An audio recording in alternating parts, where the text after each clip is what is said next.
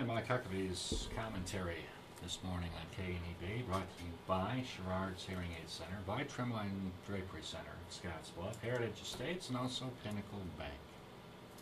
We are set for News Extra. Kevin Mooney is across the way with his guest this morning, brought to you by Gearing Civic Center this morning. Here's Kevin. Thank you, Steve, and good morning, everyone. Very pleased to have Peter Wylie here and Rick Forrstrom, and they are two of the three new coordinators of the Knights of Columbus Toy Drive that's been going on for many, many years.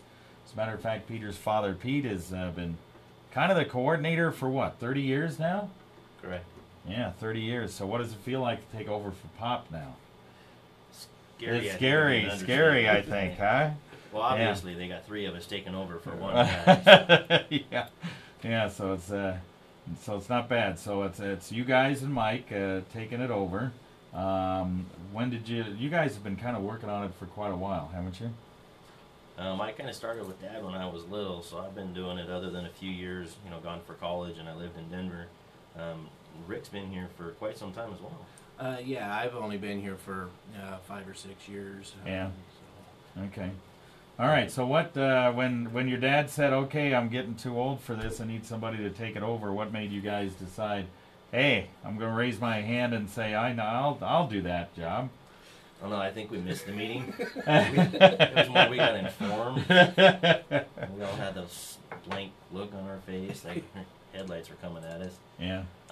But he did assure us he'll be around for the next couple of years. He's just not going to be in charge of it. So we all kind of took a deep breath and sat down, regrouped, and said, "All right, we'll try this." Yeah. All right. So kind of explain how the thing works, because you guys get toys all throughout the year, and it kind of melds into Valley Christian Neighbors in Need a little bit and all that kind of thing, right? Yes, the toy project isn't just us with the Knights of Columbus putting the stuff on. We just kind of put a bow on it and make it look pretty right at the end. It's really a community project. We got different groups that throughout the year help us get started. Throughout the year, even like this time of year, we'll take on gifts and food for the food pantry. A good place anytime you can get us would be bingo on Monday nights. But thinking after Christmas, we've always taken that stuff. So when you clean out your closets, keep us in mind.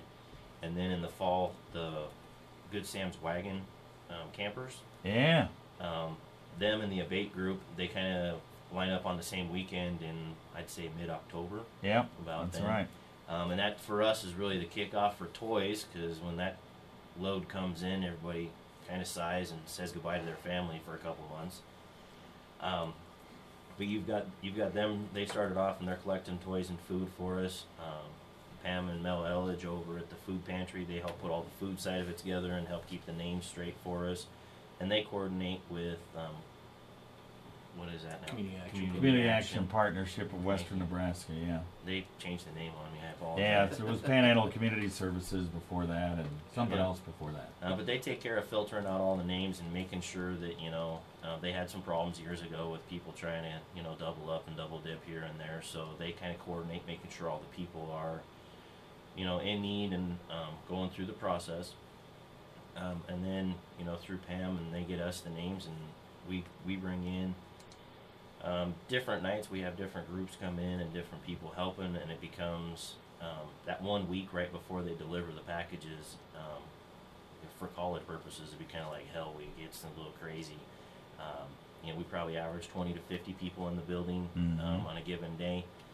It starts on Friday night when the Tree of Love comes in, and then Saturday they got the Truck of Love coming in.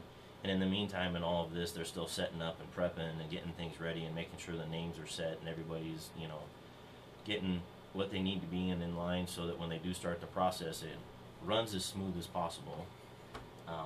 Smooth is never a word we use, because it's just not. But we do the best we can to minimize that damage. And over the years, people like Pam and like my dad Pete, they've done a wonderful job working out a lot of the kinks. Hopefully we can learn from those, and that way we only have to deal with the current ones. Yeah.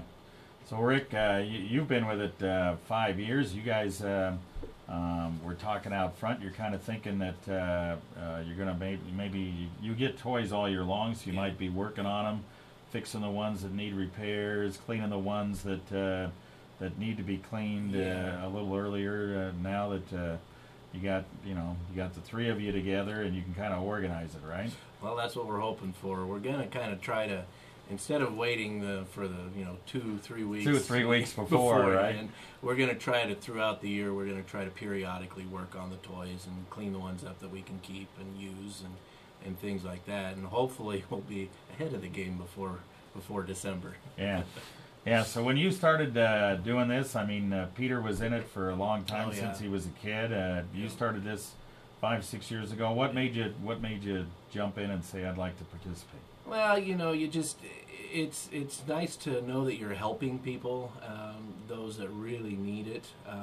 I also help deliver on the Sunday when we do the deliveries with the food and everything. Yeah. And it's amazing to see some of the people that when you deliver it, how touched they are by the generosity of everybody in the community, because it's, like Peter said, it's not just a Knights of Columbus thing. Yeah. It's everybody in the community that this goes through. So that's kind of what got me into it, was just knowing that I was helping people who really could use it. So.